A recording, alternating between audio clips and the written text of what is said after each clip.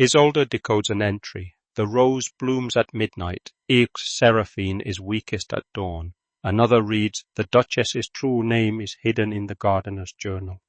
The thorns caught her cloak again, the third time in as many minutes. Isolde pulled the fabric free without breaking stride, her lantern casting a thin ribbon of light across the overgrown garden. The roses loomed on either side of the path, their blooms impossibly large even in darkness, their perfume thick enough to coat her throat.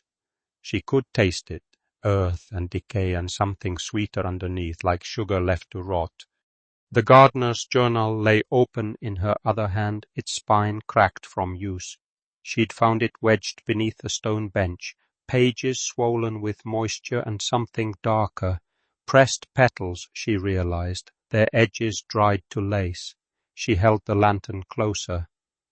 In the margins, someone had written in cipher, tight economical letters that formed no words she recognized, until she'd sat with it for an hour, until patterns had emerged. The rose blooms at midnight. She'd read it 3 times before the inversion struck her. The rose dies at dawn, not metaphor, mechanism.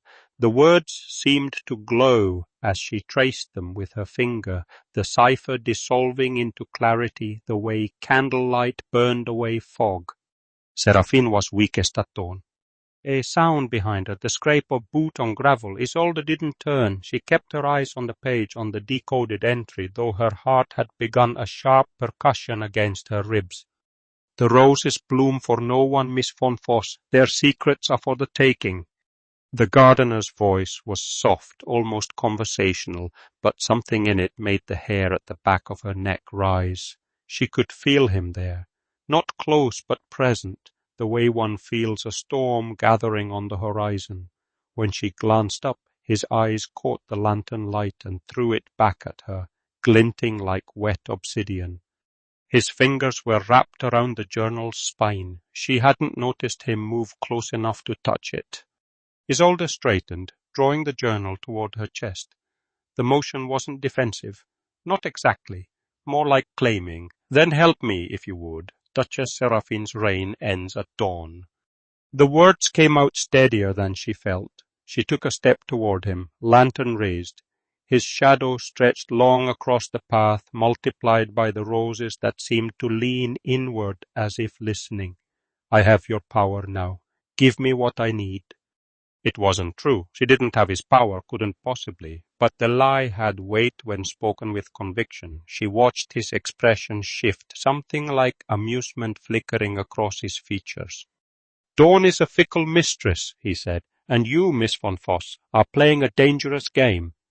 He stepped into the lantern's glow. Instantly his face emerged from the shadow. She saw his cheekbones sharp as knives, and the fine lines around his eyes that suggested centuries of narrow smiles. He moved like something that had forgotten how to be entirely solid, his edges blurring at the periphery of the light. The gardener's journal, Isolde pressed on, holding his gaze. Where is the rest of it? You've hidden pages.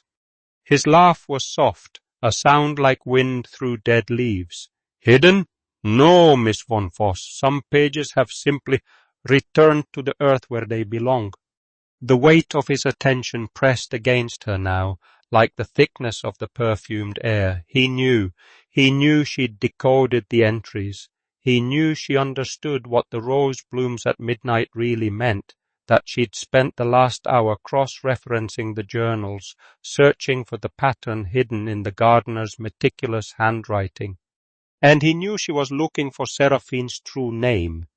Isolde closed the journal against her chest and turned toward the far corner of the garden, where the greenhouse loomed like a cathedral. The broken glass pane there glowed with that phosphorescent light, the hidden chamber, she was certain now, where the records were kept, where history lived. The gardener's journal. He's telling me where to find her true name, she said quietly, speaking to the roses as much as to him, not in magic, in records, in history. She could feel his presence at her back, could feel the moment his expression hardened.